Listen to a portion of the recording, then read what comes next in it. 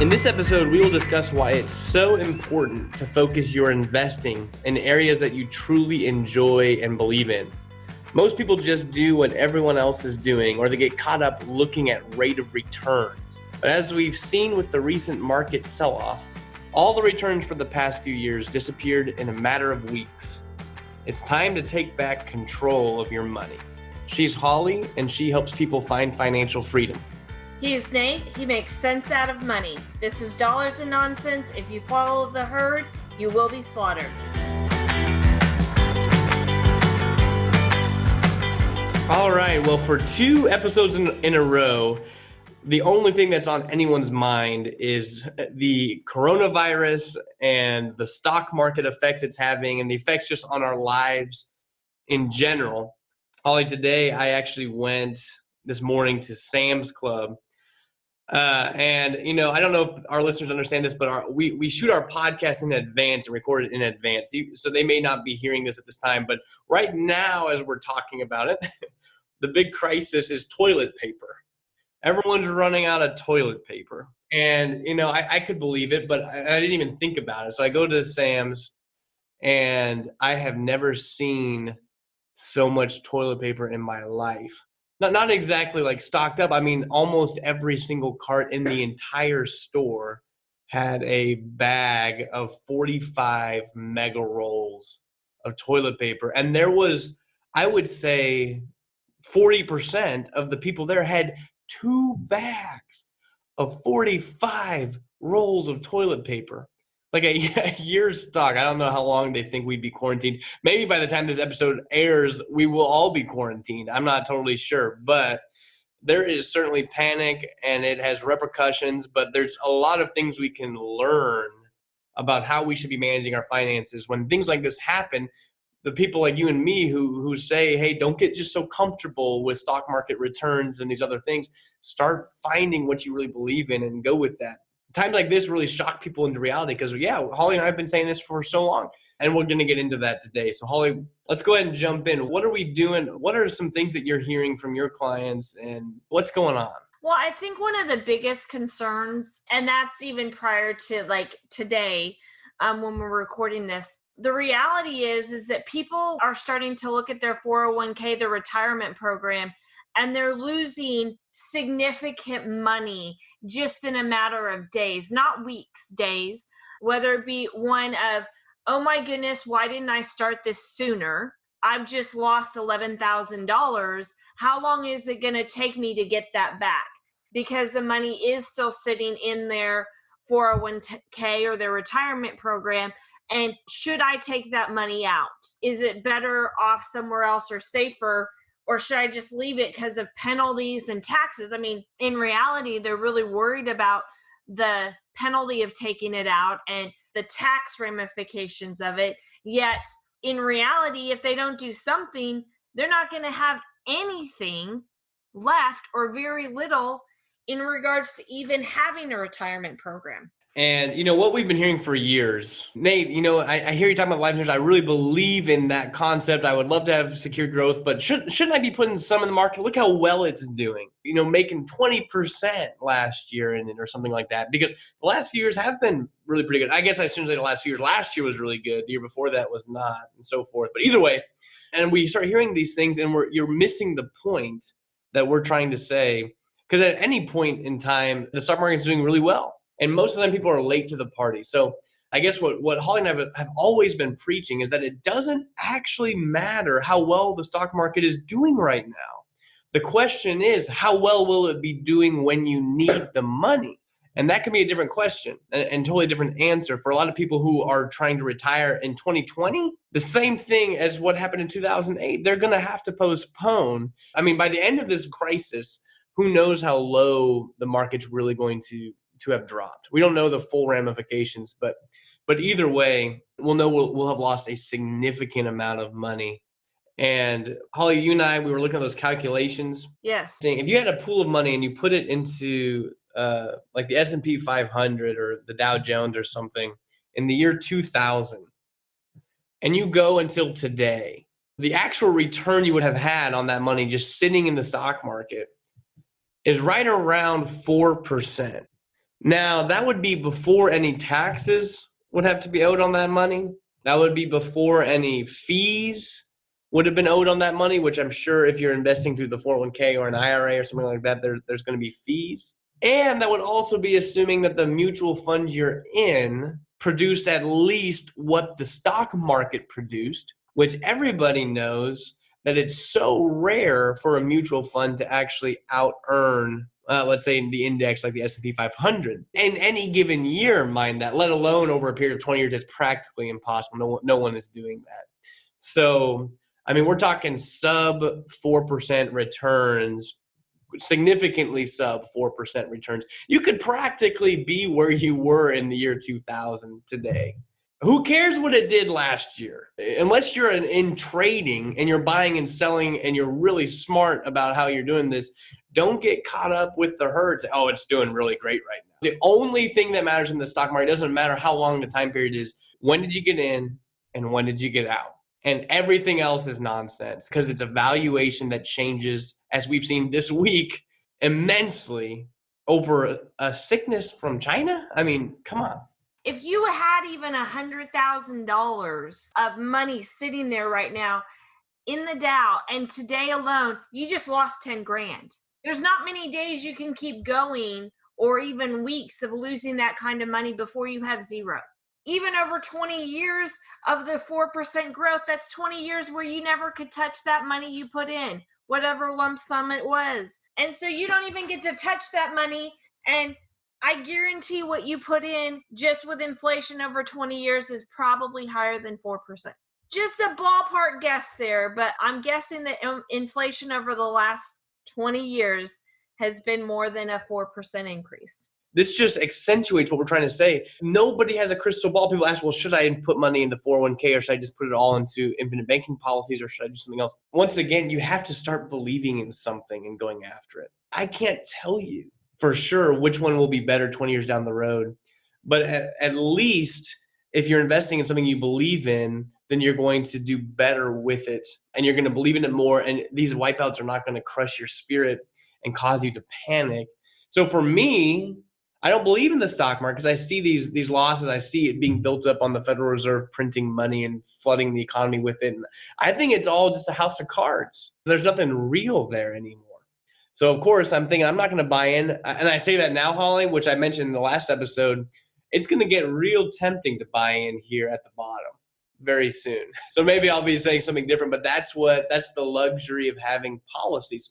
You're not limited to doing anything you'd like to do, and it allows you to take advantage of opportunities. There's going to be so much wealth created in this recession that we're entering for those that have capital that has been unaffected by the recession. Have you ever wondered how to stop worrying and just make and keep more of your money? We believe in challenging the status quo. We believe in defying conventional wealth tools while maintaining traditional values. After all, most of those conventional tools only ever seem to make someone else on the inner circle rich. You can become debt-free, in control, secure, and achieve financial significance. Private family financing can be used in your life and even your business. Let us help set you free from worry. Visit livingwealth.com/freedom to receive your free copy of the Tree of Wealth. You'll learn about the tools banks themselves use and rarely speak about openly. These are the strategies used to launch Disney, JCPenney's, and countless successful families. For more than 46 years, Living Wealth has focused on treating clients with respect and honesty while helping them achieve financial freedom. Learn how to turn your hard work into significance. Visit livingwealth.com/freedom to instantly receive your free copy of the Tree of Wealth. You'll be enabled to have cash today and in the future. It's more than mere infinite banking. It's private family financing. Don't let banks and Wall Street dictate your financial future. Go to livingwealth.com/freedom to instantly receive your free copy of the Tree of Wealth. Now, back to Nate and Holly. We're not just talking about the stock market and our mutual funds and stuff like that. I mean, I don't know about you, but I've got emails from my bank. Hey, we're still, open for business and this is what we're doing, but your money's still safe. When a bank has to send me an email reassuring me that my money's still safe, that's when I start having warning bells go off in my head of, why are you telling me my money's still safe? Exactly. Well, and you and I talked about that too. There was an article just today in the Wall Street Journal. I'm not looking at it right now, but the title was something like "Everything is Awful for the Banks." So it is a perfect storm for banks to lose a lot of money, with people foreclosing and not being able to repay their loans at a higher pace than normal due to layoffs at companies and revenue problems. There's going to be lower interest rates, which as a consumer is great, but at a bank, at some point, the rates get so low, they just don't make very much. Like savings rates are still practically zero and loan rates are where they are. They're still very low, but if they keep going down, that's just going to eat into their margins even further. And the fact that most banks make a lot of their money now, not from lending, they have investment houses that they own on the side that generate a lot of profit. Well, when the stock market goes down, their fees go down to some degree. I mean, they're still getting paid even though you're losing a whole bunch of money. That's always exciting. But aside from that, I mean, their fees are based on how much money people have. And if people pull money out of the market, they won't be making anything off that money. It just goes, or very little. So either way, I guess what we're saying is I'm interested to see what's going to happen when the FDIC does have to come in and start bailing out banks and bailing out depositors when their banks fail. I think we're in for a rude awakening as we realize that the FDIC does not have enough money, to manage a banking crisis. I'm not saying we're going to get there. I hope we don't. I mean, that sounds terrible, but it's true that the FDIC, they're insuring these deposits. They don't have the money. If you research it, you'll find they don't have the money. Where's that money going to come from? I don't know. Maybe the taxpayers. I don't know. Maybe we'll get a big loan from the Chinese government. I don't know, but it looks kind of great. Nate, we are the taxpayers. Yeah, like use my money to bail my own account. What? I don't have any money anymore. Yeah, I don't have my any account money. was drained, and then no one's there to replace it. I don't know. Well, and I think that's important too, because people are now, with what is happening, they're less likely. I mean, like you say, but they're less likely to go want to borrow money. I keep a very small amount in our banks, I'll be honest. I like my life insurance policies a lot. I feel real safe with those. It makes me want to take even more money out of the bank. And I don't want to be a panic type person, but I will say, like, where you went to Sam's, I went to Costco. Now, I didn't go to buy toilet paper. Funny enough, we were just out of milk. And I was like, never go back or wait a while to go back to the store, because I have never seen lines, Nate, like I saw. I mean, we're talking wrapped around through the store, lines to check out, with every single checkout person open, no shopping carts available, and nobody had toilet paper in it because they were out of toilet paper. But I did have a cashier tell me that a fight had broken out over toilet paper. Well, what's funny is I'm making fun of buying toilet, but if you're listening to this podcast and you're the guy with 3 bags of mega rolls, I'm not trying to make fun of you.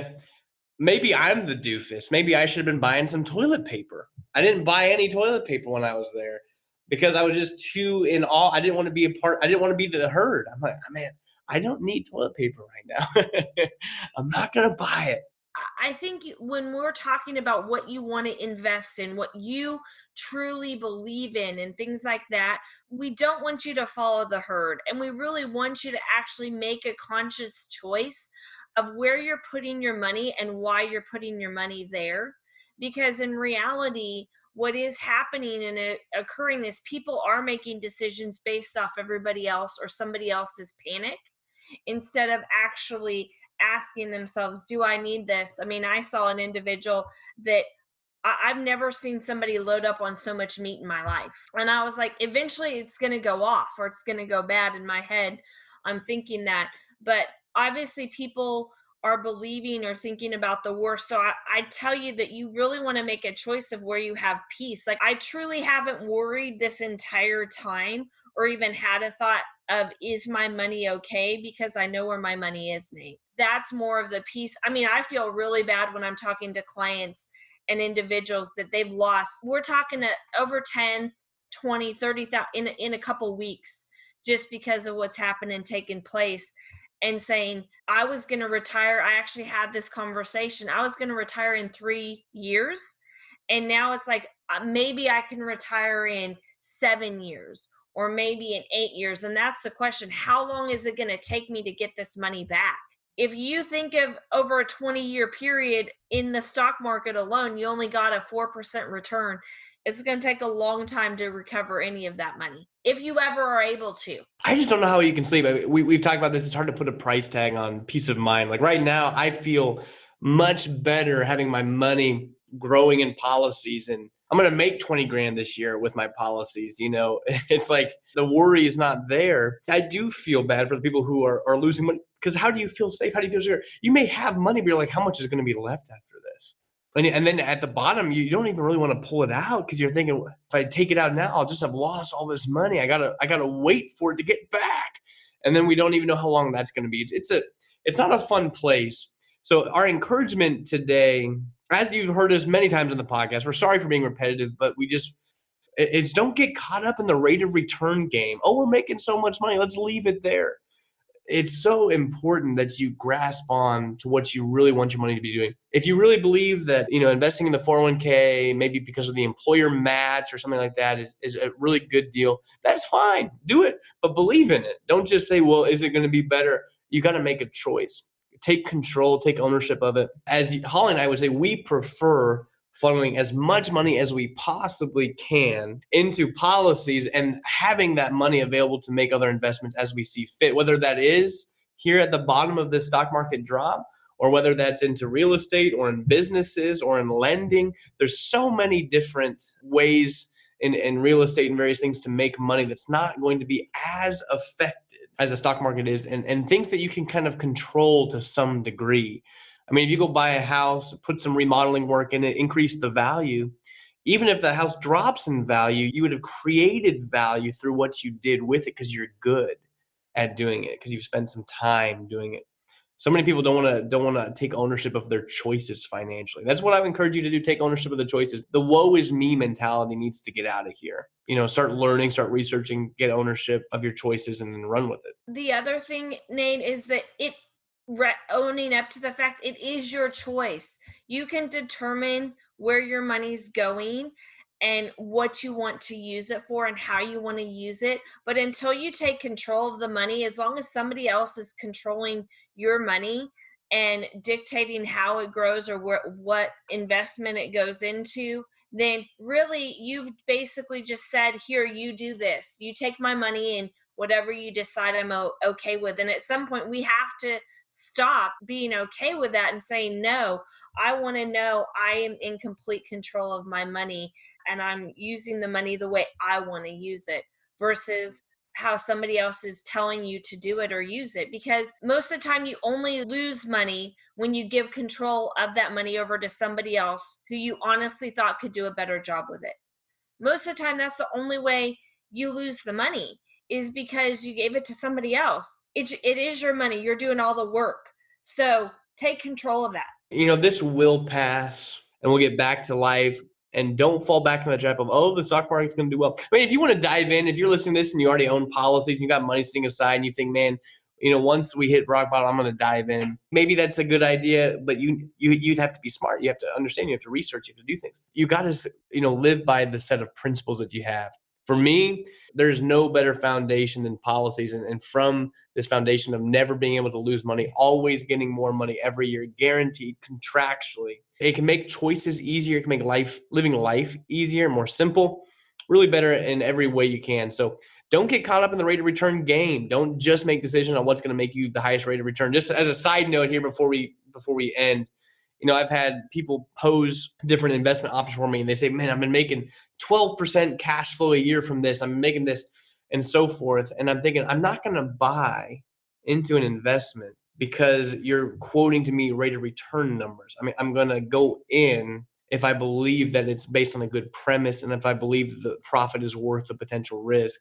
And on some of these investments, especially investments where you are not actually investing directly in assets, but more like investing into a company of sorts who's making the assets for you and sharing returns with you, those are always dangerous because, if they go bankrupt due to mismanagement, then you lose out. And I've seen that happen way too many times. So just don't get so caught up in rate of return game.